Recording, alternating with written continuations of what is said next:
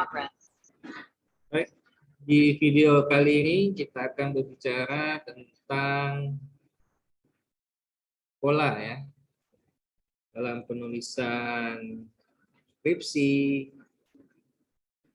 proposal, publikasi ilmiah ya di jurnal, itu semua memiliki pola dan struktur sesuai dengan standar yang berlaku.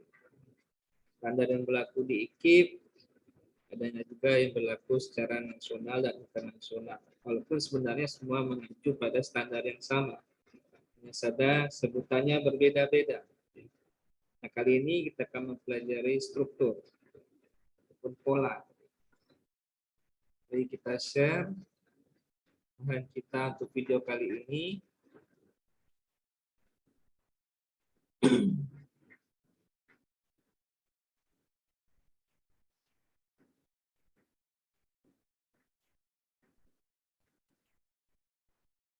Oke, untuk di IKIP PGRI Pontianak, tentu kalian harus mengikuti struktur ataupun pola yang berlaku di IKIP.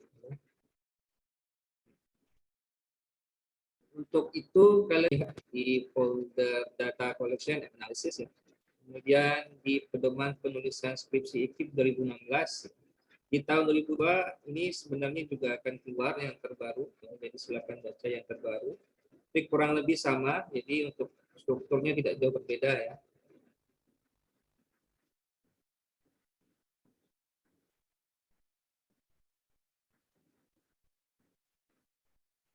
Oke, jadi silakan lihat di PDF tersebut ya, ada panduan penulisan skripsi, kata tulis, dan desain. Ya.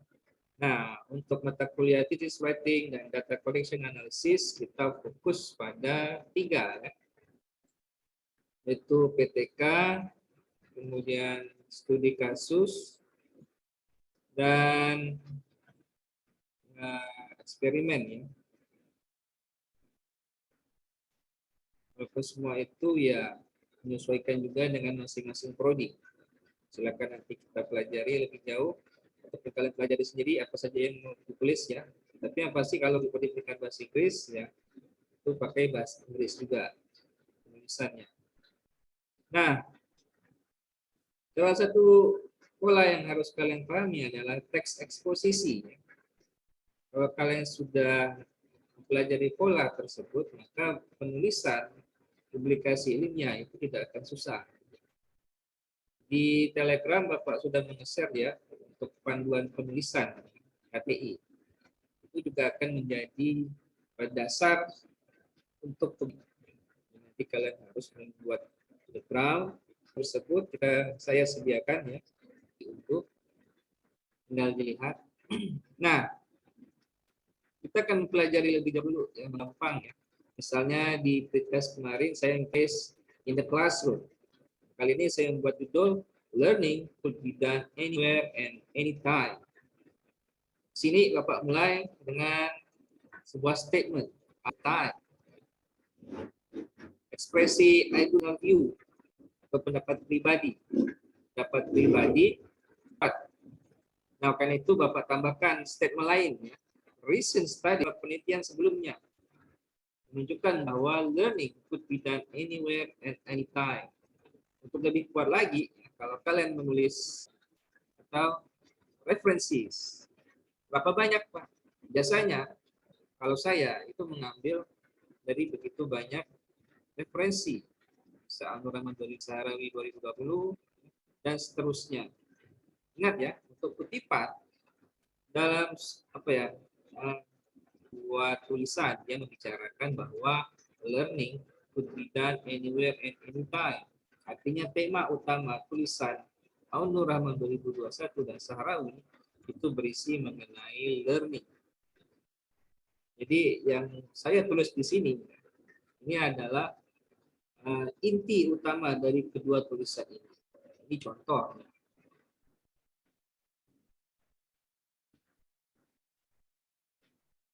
Nah, ini baru introduction ya.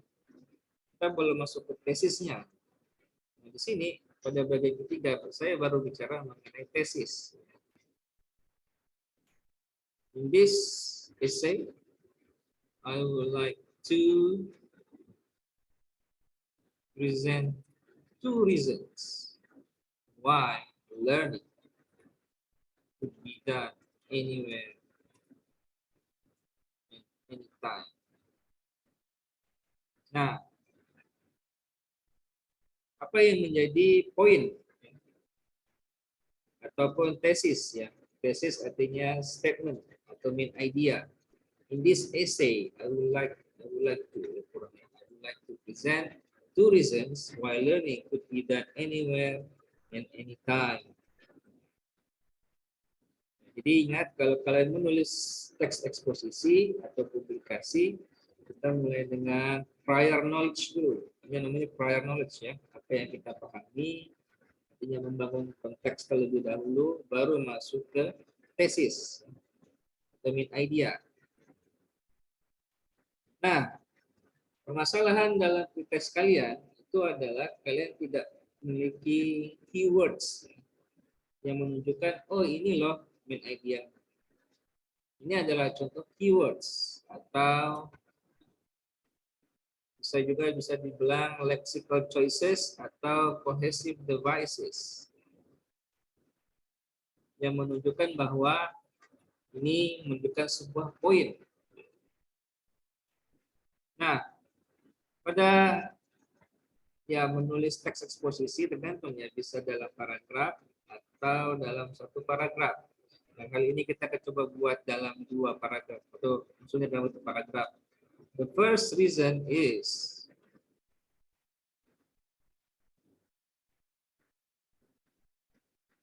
ini adalah paragraf pertama. Artinya kita akan bicarakan alasan pertama. The first reason is learning bla bla bla bla.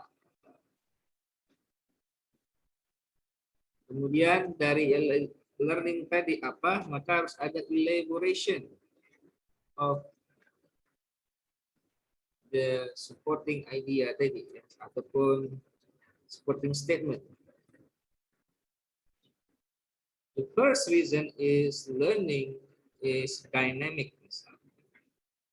Learning is dynamic.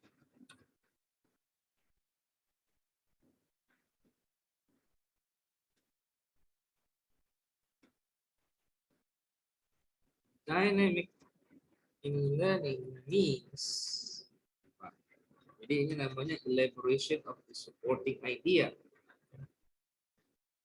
Artinya learning as dynamic atau dynamic in learning. Artinya kita mengelaborasi supporting idea yang pertama atau argumen pertama. The first reason bisa atau biasanya yang dipakai ya. First, learning is dynamic. Ini sama saja ya. Mau first, learning is dynamic bisa. The first reason is bisa. Whatever the option is.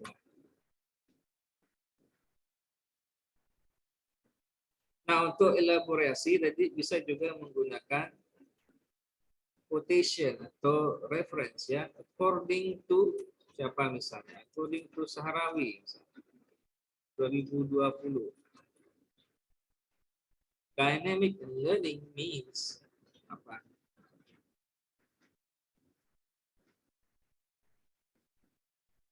Ingat ya, kalau sudah ada according to, kita nggak lagi berbicara mengenai according to Sahrawi. Biasanya yang jadi masalah adalah kadang muncul said that. According to Sahrawi said that. Kalau sudah ada according to, maka say that tidak perlu dipakai. Pakai koma, lanjut statementnya apa. Nah, statement ini bisa dalam bentuk quotation, direct atau indirect quotation, ya, atau paraphrase. Apa itu? Nanti kita akan pelajari lebih jauh. Kemudian, the second reason is atau second. Apa? Learning. Kemudian elaboration. Kemudian terakhir adalah masuk kepada reiteration of the thesis based on the arguments presented earlier.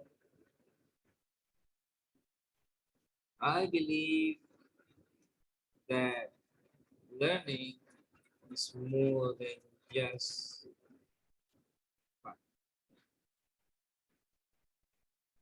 Kemudian, tapi ini belum masuk ke conclusion ya, belum ya. Artinya saya memberikan statement saya terlebih dahulu. Ini nama I believe, ini nama dengan mental verb ya, mental verb. Mental verb artinya kita menyampaikan apa yang menjadi pikiran kita, dan dalam teks eksposisi itu adalah hal yang wajar.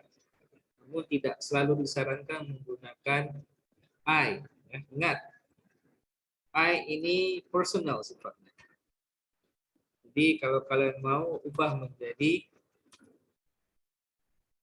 lebih impersonal.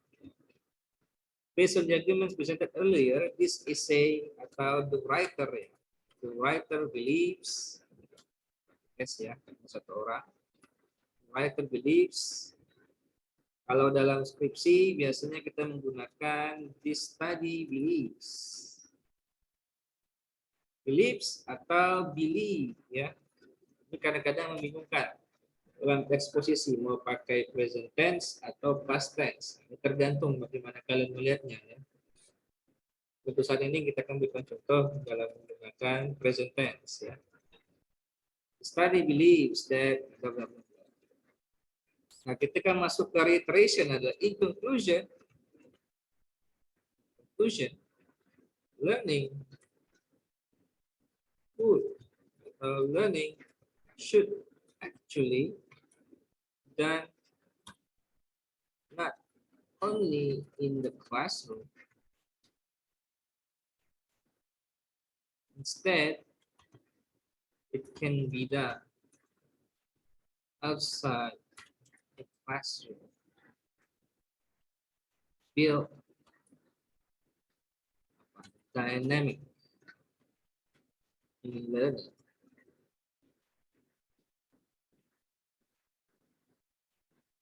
Oke, jadi in conclusion ya, in conclusion atau therefore atau apa, to sum up, ini adalah petanda bahwa kalian mengakhiri teks eksposisi ini ya. Jadi ingat, penggunaan pointer keywords seperti ini, cohesive devices ya, itu adalah bagian dari pola atau struktur teks. Tanpa cohesive devices ya, tanpa kata hukum, teks kalian tidak akan bisa dibaca. Ini jadi masalah. Jadi kalau kalian ingin supaya bisa dibaca, maka siapkan atau gunakan cohesive devices. Dan banyak sekali ya teks kalian walaupun bahasa Inggrisnya bagus, tapi nggak jelas kemana ujungnya, yang mana awalnya, yang mana ujungnya, yang mana argumennya. Ini masih di argumen pertama atau argumen kedua? Nah, itu nggak jelas. Jadi walaupun kalian menulis satu paragraf, itu nanti nampak dengan cohesive device, oh ini masih di argumen pertama. Ya, seperti ini. Tapi kalau kalian tidak ada menyediakan pointer atau keywords atau cohesive devices, kita tidak akan bisa membedakan. Nah, ini perlu kalian pelajari karena ini akan menjadi bagian dari penulisan background of the study kalian, terutama untuk tugas struktur ya. Nah, tugas struktur kalian adalah membuat background of the study ya. Nah, jangan lupa kalian juga harus belajar cara menggunakan Zotero ya. Jadi segala penelitian kalian, segala tulisan kalian, referensi kalian itu harus disimpan di Zotero, dirapikan. Jadi ketika kalian perlu, kalian tinggal mengambil dari sini dan memindahkannya ke sini ya. Misal kita coba ya. Di sini according to Sahrawi. Oke, mana Zotero? Kita ambil.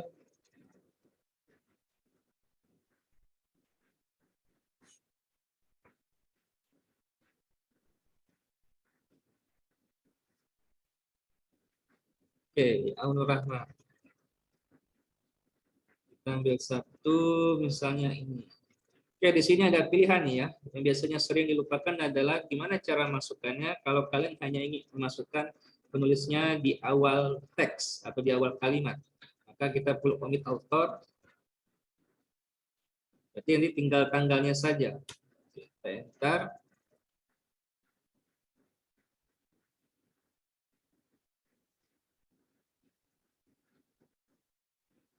Di situ nampak bahwa yang ada hanyalah tahun ya. Ini yang biasa sering terlupakan.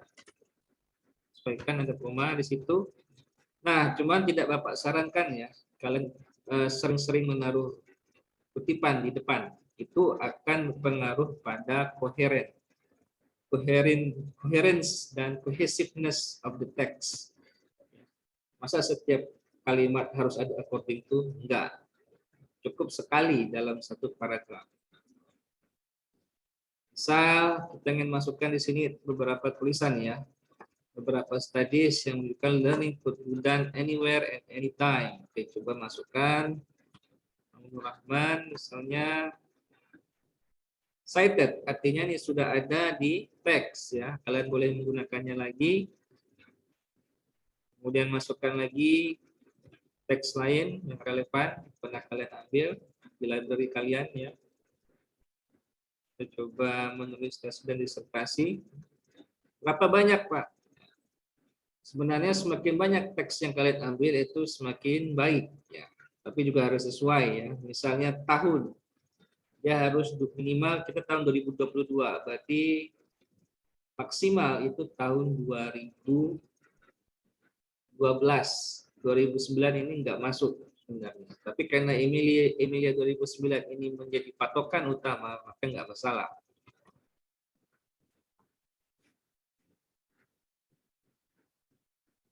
Coba lain lagi kita ambil. Jadi intinya ingat untuk kutipan ya itu disesuaikan atau kurang lebih 10 tahun ya. Nah, kalian lihat di sini ada Aunur Rahman, artinya ada 1, 2, 3 ya. Ada 3 tulisan yang berisi mengenai learning. Ini sebagai contoh saja ya. Jadi silakan kalian cari. Kemudian ada references. References ini adalah pada bagian akhir. Mau pakai kutipan apa? Daftar pustaka format seperti apa? Kalau di sini kita memakai ataupun menggunakan APA ya. APA itu sudah diatur. Ini di Zotero ada APA ke-7 ya. Nah, itu bisa diatur. Jangan lupa di format Times New Roman-nya disesuaikan lagi dan dirapikan ya. Yang mana huruf besar, huruf kecil itu harus dilihat dan harus diatur di Zotero ini. Nah, ini harus diketik sendiri ya. Practicing genre base, karena ketika kalian memasukkan sebuah teks, biasa title-nya hancur lebur, jadi harus dirapikan lagi. Caranya gimana? Title ini klik kanan ya. Ketika ada menunjuk kolom di sini, klik kanan. Pilih sentence case ya. Pilih sentence case, kemudian dirapikan lagi. Dalam sentence case itu bahasa-bahasa misalnya seperti English. English berarti E-nya harus huruf besar. Kalau di sini tidak ada English atau bahasa yang harus di capitalize ya, berarti cukup di awal. Tapi contoh lain misalnya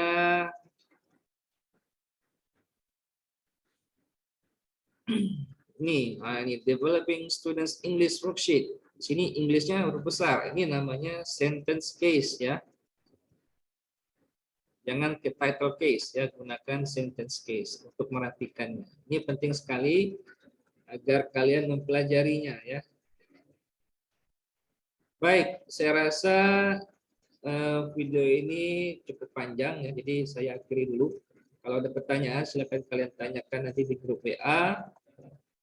Tapi ya ingat ya, yang namanya pola mungkin kelihatannya kaku ya. Tapi ketika kalian sudah mempelajarinya semua, itu nggak akan nampak seperti kaku, seperti apa ya, tidak. Jadi penulisan teks eksposisi tetap menjadi pola awal yang harus kalian kuasai.